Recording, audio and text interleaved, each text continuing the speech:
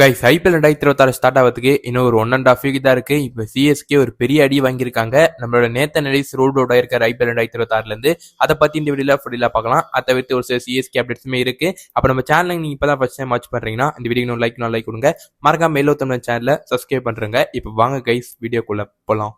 Guys அடுத்தடுத்து Overseas players join பண்ணுவாங்க சொல்லியிருந்தால அந்த மாதிரியே இன்னைக்கு பார்த்தீங்கன்னா நம்ம ஜெமி ஓவர்டன் பார்த்தீங்கன்னா செகண்ட் ஓவர்சீஸ் பிளேயரா வந்து சிஎஸ்கே கேம்ப்ல ஜாயின் பண்ணிட்டாரு.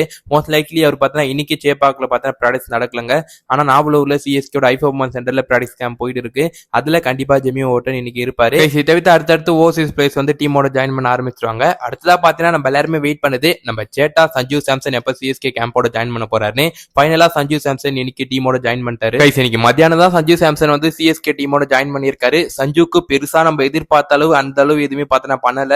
ஆனா ஒரு சிம்பிளா பார்த்தா சஞ்சு வந்து வழக்கமா எல்லா பிளேயர்ஸ் எப்படி ஜாயின் பண்ணுவாங்க அந்த மாதிரி தான் சஞ்சு சேட்டா ஜாயின் பண்ணியிருக்காரு. மோஸ்ட்லி சிஎஸ்கே வெயிட் பண்ணலாம் சஞ்சுக்கு அந்த என்ட்ரி வீடியோ ரிலீஸ் பண்றாங்களான்னு. நானுமே ஆர்வமா இருக்கேன் சிஎஸ்கே என்ட்ரி வீடியோ எப்படி ரிலீஸ் பண்ண போறாங்கன்னு பாக்கிறதுக்கு. பார்க்கலாம் பொறுத்து வந்து சேட்டா சஞ்சு சாம்சனுக்கு சிஎஸ்கே பெரிய ஐப் கொடுப்பாங்கன்னு நினைச்சோம். பட் அதெல்லாம் கொடுக்காம சிம்பிளா முடிச்சிருக்காங்க. சேட்டாவோட என்ட்ரி வீடியோ வரல நம்மளா வெயிட் பண்ணிட்டு இருக்கோம் கைஸ். அண்ட் இதுவரையும் அந்த வீடியோ சிஎஸ்கே ரிலீஸ் பண்ணல சஞ்சு சாம்சனுக்கு. ஃபுல்லி பார்த்தீங்கன்னா கூடி சீக்கிரம் சிஎஸ்கே சஞ்சு சேட்டாவோட என்ட்ரி வீடியோ ரிலீஸ் பண்ணுவாங்கன்னு வெயிட் பண்ணி பார்க்கலாம்.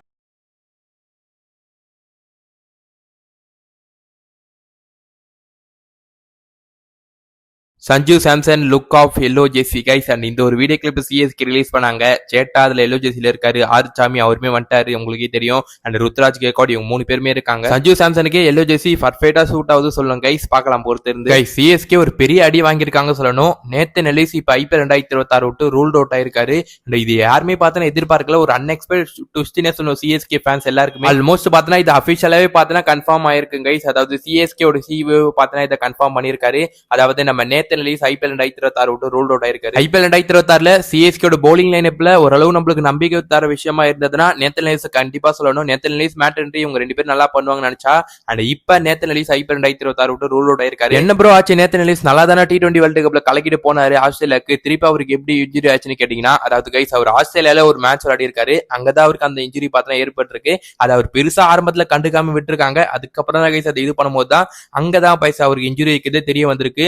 சோ ஃபார் அது பெரிய இன்ஜுரியா இருக்கதான் இப்ப சிஎஸ்கே கன்வெர்ட் பண்ணிருக்காங்க. நம்ம நேத்தன் எலிஸ் பாத்தீங்கன்னா அவர் மேட்ச்ல பாத்தீங்கன்னா அவருக்கு ஒரு ஆம்ஸ்ட்ரிங் இன்ஜுரி வந்திருக்கு. ஆம்ஸ்ட்ரிங் இன்ஜுரினாலே பாத்தீங்கன்னா கஷ்டம் தான் கைஸ் சொல்லணும். ரிகவரி ஆகிறதுக்கு டைம் நிறைய எடுக்கும் கைஸ். நம்ம நேத்தன் எலிஸ் ஆம்ஸ்ட்ரிங் இன்ஜுரி காரணமா தான் இந்த ஒரு ஐபிஎல் 2026ல இருந்து ரூல் அவுட் ஆகுறாரு. மனுஷன் அன்லக்கியே சொல்லணும். என்ன சொல்றது தெரியல. இவர் ஒரு சீசன்ல ஒரே ஒரு மேட்ச்ல வாய்ப்பு கொடுத்து சிஎஸ்கே அவர் உட்கார வச்சாங்க. ஆனா அதுக்கப்புறம் அவர் நல்லா பண்ணாரு. அதுக்கப்புறம் இந்த சீசன்ல அவர் தான் ஃபர்ஸ்ட் சாய்ஸ் பவுலரா இருப்பாரு நம்மள எதிர்பார்த்தா. அவர் தான் நம்பிட்டு இருந்தோம். சீசன் சிஎஸ்கே பவுலிங் லைனப்ல ஓரளவு டீசென்டான பவுலர் நல்லா பண்ண முடியும்னா அது நம்ம நேத்தன் எலிஸா தான் இருந்தாரு.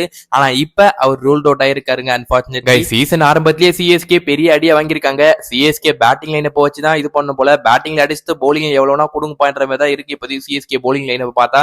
அண்ட் பெருசா யாருமே நல்லா இல்ல கைஸ். என்ன பொறுத்த சிஎஸ்கே பவுலிங் லைனை பார்த்தீங்கன்னா கொஞ்சம் வீக்கா இருக்குதா சொல்லணும். நேத்தன் எலிஸா ஓரளவு பாசிட்டிவா இருந்தாரு. இப்ப அவரு ரூல்ட் அவுட் ஆயிருக்காரு கைஸ்.